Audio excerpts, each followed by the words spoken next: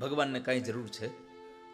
ભગવાનને જરૂર નથી, પણ ભગવાનના મંદિરે લઈ જવાથી ભગવાને આ વ્યવસ્થા જે ગોઠવી છે એ વ્યવસ્થાનું બરાબર વ્યવસ્થિત રીતે રોટેશન ચાલે છે.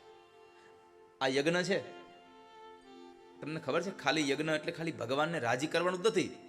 આ સૃષ્ટિના કેટલાય લોકોના ઘરમાં તમે એની રોજી રોટી પૂરી પાડ્યાનું પણ એક સત્કર્મ છે. એક યજ્ઞ કરો તમે. હવે આ જ કથા તમે સમજી લો.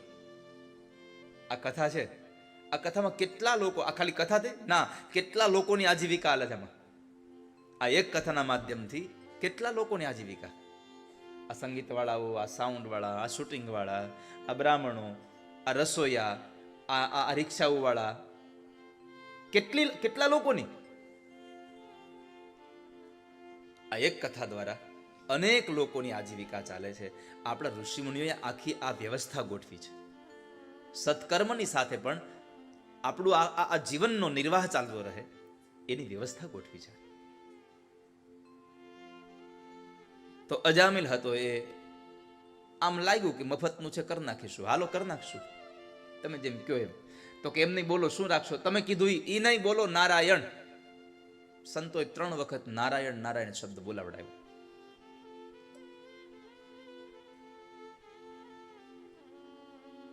જ્યારે 3 વખત શબ્દ નારાયણ બોલ્યા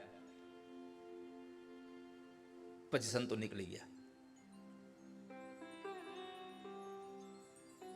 અજામિલના ઘરે સંતોના આશીર્વાદથી દીકરાનો જન્મ થયો. નામ નારાયણ પાડ્યું. અને એ નારાયણ નામ પાડ્યું પછી તો દીકરામાં મોહ થયો. એટલે વારે વારે નારાયણ અહીંયા આવ, નારાયણ તારી માને બોલાવ, નારાયણ તું પાણી ભરતો આવ, નારાયણ હાલ મારી સાથે. આખો દિવસ નારાયણ નારાયણ થાય. એમાં એક વખતના સમયે અજામિલ જ્યારે વૃદ્ધાવસ્થા 80 વર્ષની ઉંમર કરતા મોટો થયો અને એ સૂતો હતો, એના પગ જ્યારે પકડ્યા એમના દૂતોએ આવીને કાળપાશથી જ્યારે એના પગ પકડાયા અને આંખો ખોલીને જોયે ત્યાં એમના દૂતને જોઈને એટલી મોટી એને બૂમ પાડી, નારાયણ નારાયણ નારાયણ. આ 3 વખત બૂમ પાડી પોતાના દીકરાને.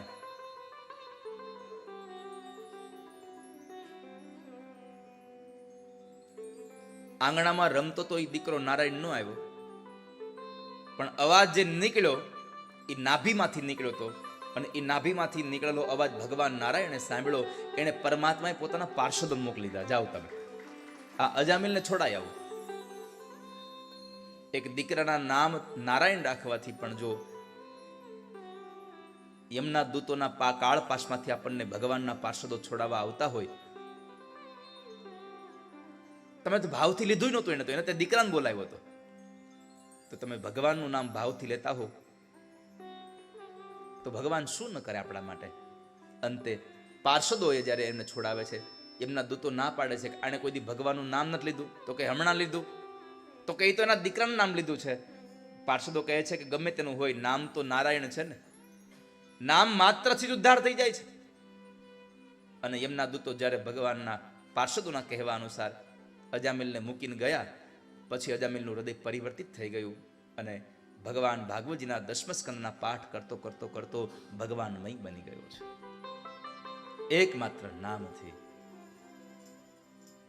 નારાયણ નામ હે ભારી લિયો સબ પ્રેમ સે ધારી.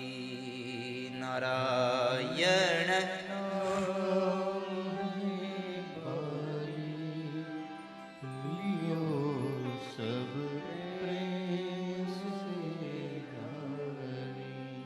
નારાયણ નામ હે ભારી લિયો સબ પ્રેમ સે ધારી. તો અજામિલનો ઉદ્ધાર એક નામ માત્રથી થયો. આ 6મ સ્કંદ એટલે નામનો મહિમા છે. નારાયણના નામનું કવચ રાખજો. જેને જેને આ કવચ રાખ્યા છે એને ભગવાને ઉદ્ધાર કર્યા છે. ઇન્દ્રએ પણ કવચ રાખ્યું ભગવાનના નામનું અને વૃત્રાસુરના પેટમાં ગયો, ત્યાંથી પણ ઇન્દ્ર ફરી પાછો બહાર આવ્યો. કેમ? એકમાત્ર ભગવાનના નામનો મહિમા છે. હે બાપજી, આ ઇન્દ્ર આ વૃત્રાસુરના પેટમાં આ સમજાણું નહીં કઈ. અરે રાજા, એકવાર ઇન્દ્રએ વિશ્વરૂપ નામના ઋષિ જે ત્રિશિરા હતા એના મસ્તક કાપ્યા.